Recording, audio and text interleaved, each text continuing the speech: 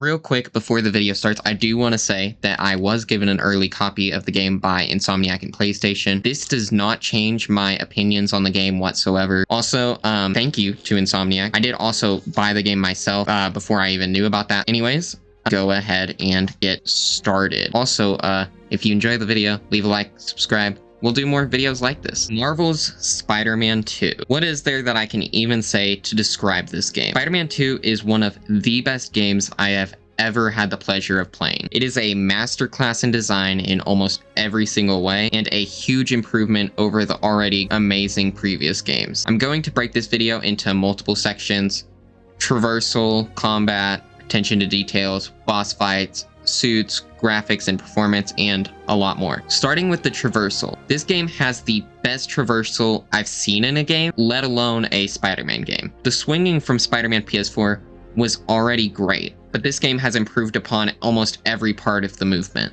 Spider-Man 2 has higher speeds, new abilities like web wings and slingshot gain massive amounts of speed. Fast travel has also seen a huge upgrade. Instead of going to specific marked destinations, simply pressing triangle on any part of the map brings you there almost instantaneously. I think someone did a time test and it's 1 second to teleport.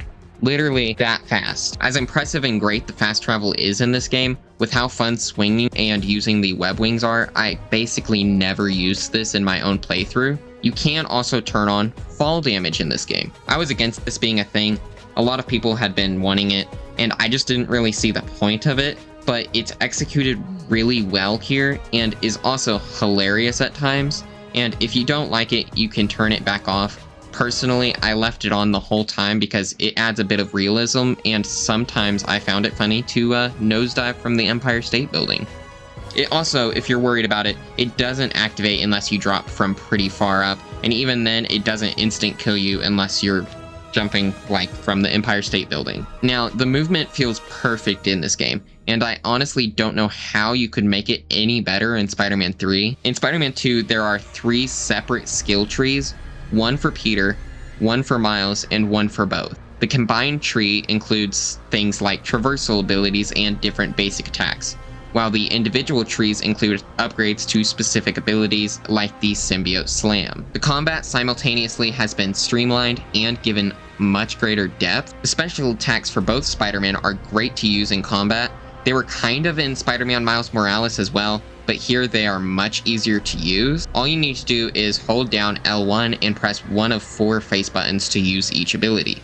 As odd as it may be, even though I liked the abilities in Miles Morales, I always had an issue remembering what button combinations activated each one, especially if I took a break from the game. And here, they're always shown with an icon and have separate cooldowns, so it's super easy to know which one you're going to use. The symbiote abilities are my personal favorite in this game. Each spider also has an ultimate ability.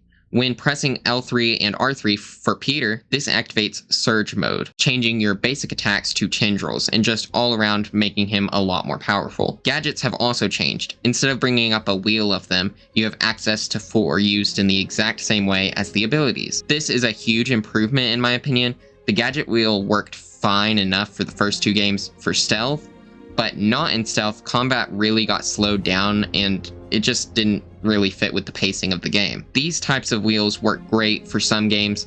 A great example is the Arkham games. But one of the reasons it worked there is there was also a quick activation for almost every single gadget assigned to a specific button. One new gadget in Spider-Man 2 is the web line. Unlike other gadgets, this has not got a recharge time and isn't even a part of the gadget wheel. It reminds me a lot of the first Amazing Spider-Man film in the sewer, and it is extremely useful in this game. Previous games' stealth rooms had to be a bit limited, but with this gadget, you can make your own areas to walk on and take down enemies. This tool can be used basically anywhere, and I honestly use it constantly, even when just messing around, and like when I'm recording a video, I'll literally just sit there and make web lines while talking. Speaking of stealth, the improvements added in the Miles game are here. But my main issue with it, while Miles can return to stealth mode with enemies not knowing where he is with his invisibility, Peter has no way of doing this without leaving the area completely, which is impossible to do for most stealth areas. It's not a huge issue since stealth isn't a priority, and with how fun the actual main combat is, I didn't really mind, but I would like in the next game to be able to hide up on the ceiling or some other area to lose enemies so that you can kind of re-enter your stealth mode. A new ability both spiders have in this game is a parry. This adds another element to combat that works great to change things up. My only issue with it being it looks a bit too close to the normal dodge sign and took me a while to be able to tell the difference and get the timing down, but I also liked it. Going back to the gadgets briefly, I will say there are only 4 gadgets in this game.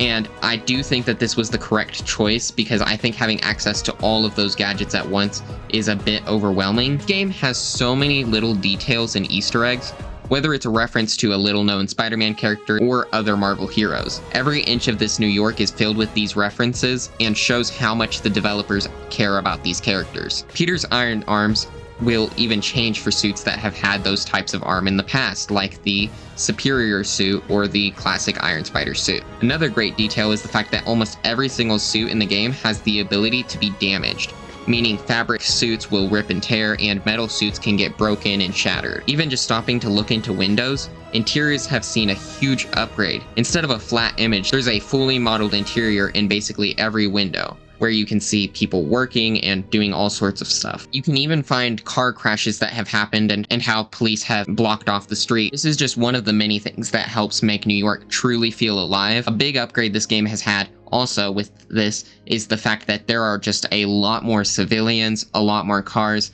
It really does make New York feel like New York because guess what? There's a lot of people in New York. Boss fights in this game are bombastic.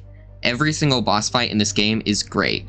One of my biggest issues with the previous games was the lack of difficulty with the bosses. With the addition of the parry mechanic on top of the new crunch mechanic, which makes it to where you have to dodge, means these iconic villains actually pose a real danger in battles.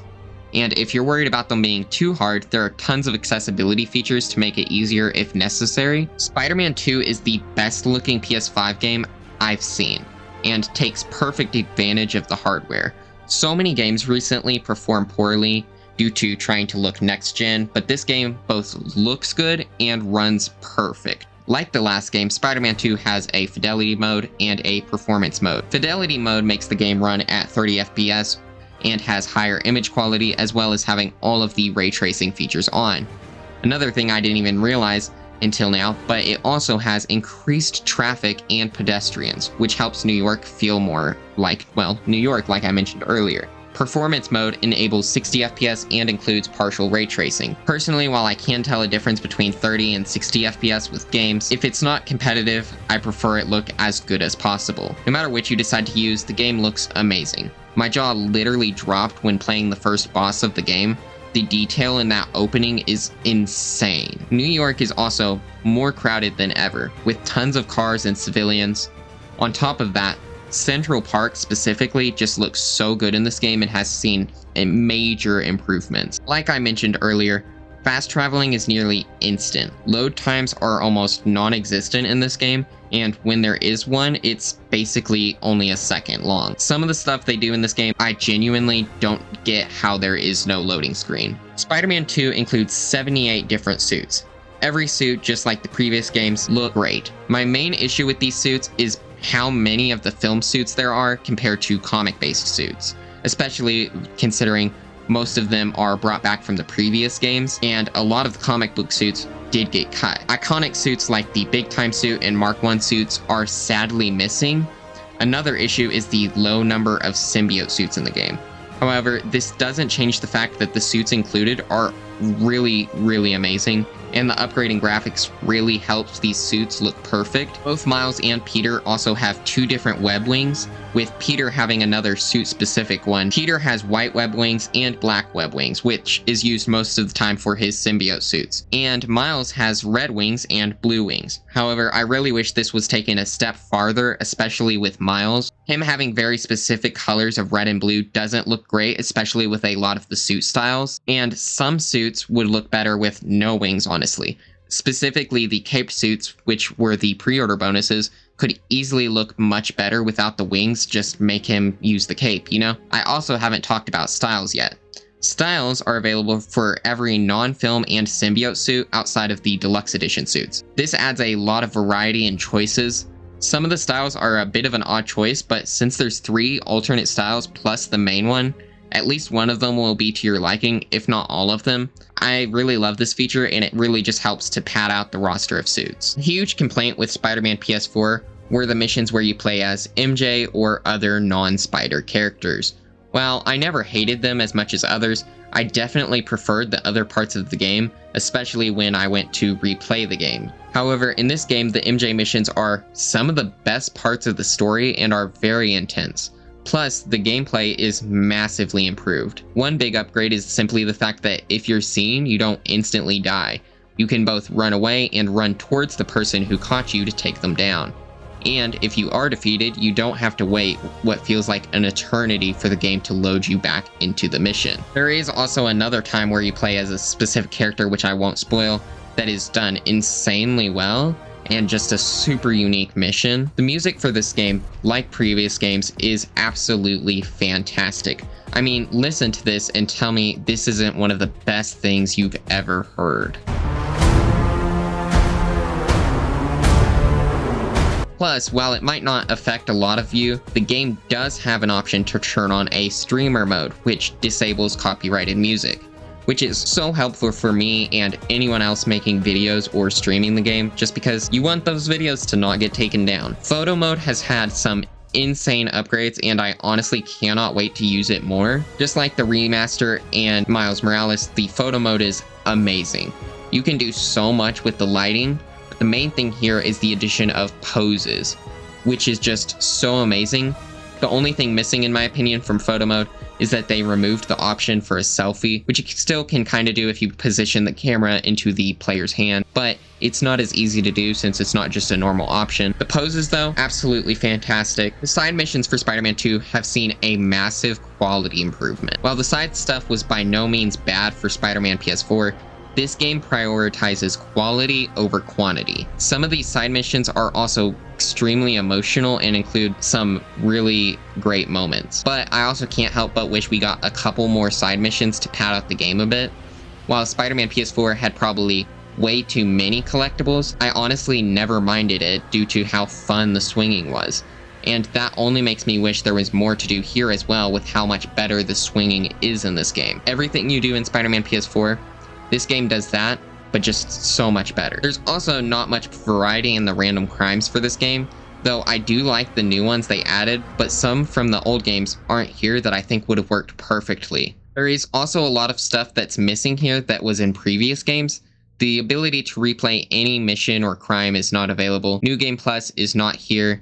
These are especially disappointing due to just how good some of these missions are, and while it has been confirmed New Game Plus is coming, it's gonna be a while before it is added to the game. There's also a lack of new chibi stickers in photo mode, which I'm sure a lot of people won't mind and probably sounds extremely nitpicky and weird, but I'm just trying to be thorough with this review, and honestly the chibi ones were my favorite from the last 2 games, and honestly, I am disappointed there's not any for Venom or the symbiote suit. Another missing feature is the ability to change the time of day and the weather, which is also a really odd thing. There are ways to do this with some glitches, but I really hope this is added, as it is a shame to be stuck in the same looking New York permanently after the end of the story. Another missing thing is the social media section and newspapers you could read. The social feed was a fun thing before, and it not returning is sad. I honestly didn't even notice for a long time because of how engrossed I was in the game, and that goes the same for the newspaper. I would have liked to see that return, but it also is not a big deal. Another thing that should be added is the ability to change how damaged your suit is in photo mode. Not only can your suits get damaged in this game, they progressively get more damaged the lower health you get. So it would be really great if there was just a slider in the photo mode or something where you could adjust that. Also, it would be nice for people who don't want to have the suits damaged to just have a setting where you can disable that. Now, there is not a lot I can say about the villains without spoilers, but I will say what I can before going into spoilers. Starting with Kraven, the whole story with Kraven in this game is done perfectly in my opinion. I only have one issue, which is pretty minor, which we will get into in a bit. The addition of him having those other hunters makes sense in this game, and you obviously need smaller scale villains to fight alongside the villains, and the backstories for them in the dialogue I really enjoyed to hear while stealthing around. From pretty early on, we knew Venom was not going to be Eddie Brock, And honestly, I was disappointed by this. But I went into the game with an open mind. This is a different kind of Venom than you've probably ever seen in the comics or other stuff like cartoons or whatever. But if you go into the game just willing to give it a chance, I'm sure you'll at the very least like it for this universe. And even though it's not the same Venom, he still shares a lot with the Venom we all know and love. As for the other miscellaneous and side villains, I don't think anyone will have any issues and will easily love them. Now, it is time to get into the spoilers for the game, starting with Venom. So, final warning for spoilers. You can leave the video now, like and subscribe. Okay, and here we go. It was pretty clear from the start that Harry was going to be Venom, and I really didn't mind it. Obviously, there were a lot of changes with Venom and the symbiote in this game. In general, they are immune to fire, which, while odd at first, makes a lot of sense due to the entire side mission with the flame, where, unsurprisingly, it includes a lot of fire, which would be impossible to do if you have the symbiote in the game. And I honestly really enjoyed the whole storyline with Harry. That being said, though, I would not mind at all getting Eddie as Venom in the future, or Harry returning as a more familiar anti-hero Venom. I've seen some people not getting the whole heal the world thing, but the symbiote in this game we can assume is the same as the comics, where it was just trying to help Peter before becoming mad at him for removing it. But we don't really know for sure as for why it would want to do the whole symbiote takeover of Earth. I don't know. In my opinion, maybe this is its way of literally trying to heal the world and get rid of its own pain, just like Harry was. As for other villains, first, Lizard. Really liked him in this game. Very glad we got to see classic Lizard as well. Craven, like I said earlier, I only really had one issue, and that was not seeing his wife at all. She is kinda hinted at, but she seems pretty different, and I was happy to see his extra strength does seem to come from potions, which is really nice. Cletus was done well. Him having a cult makes a lot of sense, and I cannot wait to see Carnage in either Spider-Man 3 or in whatever DLC. Scream was a really big surprise to see, and I didn't mind it being MJ at all personally, and it worked well for the plot.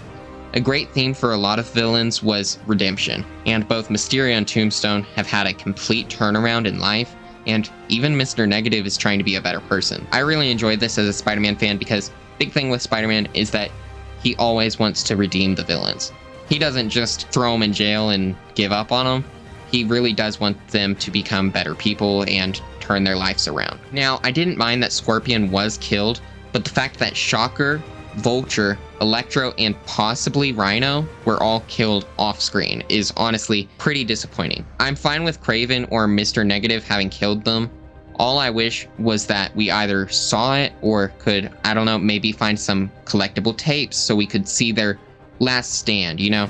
Give them a honorable death instead of just finding out that they're already dead. Anti-Venom suit was done really well in my opinion, and my main issue with it isn't really with it, but rather after getting it, your symbiote powers are permanently white. And there's no way to change it back, and it really does not look good with the other suits for the symbiote.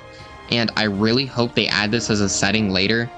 One really weird thing is that they really improved the spider bots in this game, which you might think that's a weird complaint, but you use them only a few times early on and then you never do again, which just feels like a waste of making them so good. Once again though, the fact that I enjoyed it and wanted more is kind of a good thing. Overall, the game also isn't quite as long as I'd like, both with the main story and side content. It takes around 25 hours to 100% complete the game. I think adding 2 more hours towards the end of the game would have been perfect. Maybe just stuff as simple as just fighting the symbiotes at different locations. Maybe they attack the city and you have to stop them, or they go to the ferry and try to like leave the city to spread more. I don't know, I think that would have been a nice addition, and that could go on while you're also looking for Harry. I think also including 1 or 2 more side missions would have been nice, but at the end of the day, I am happy with what we got. The final thing is simply that we see so many hints of other heroes in this universe, yet not a single one showed up to help with this symbiote invasion. We literally have Miles get a message from Wong saying him and Strange owe him, and they don't even help. There's also basically no mention of where all these heroes actually are.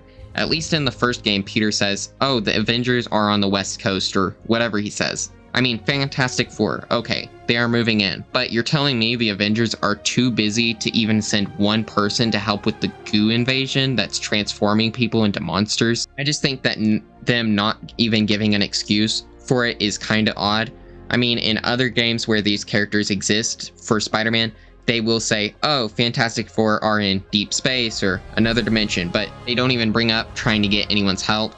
I completely get this is a Spider-Man game, but even having something like Norman putting a shield over the city to try and keep his son from leaving would have gone a long way to helping this make sense and just not pull you out of the moment. I apologize for ranting just now, and I appreciate everybody for watching for so long. And I know I had a lot of negatives for the game, but these weren't really negatives in my opinion, just simply stuff that I would like to see improve. But overall, this game is just amazing. It's probably my favorite game ever.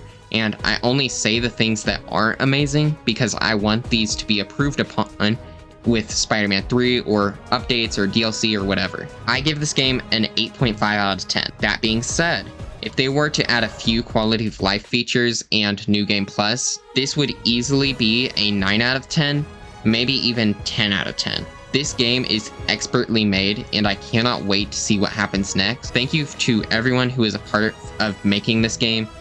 This is such an amazing experience, and as for everyone else watching the video, thank you all for the support, and I will see you all next time.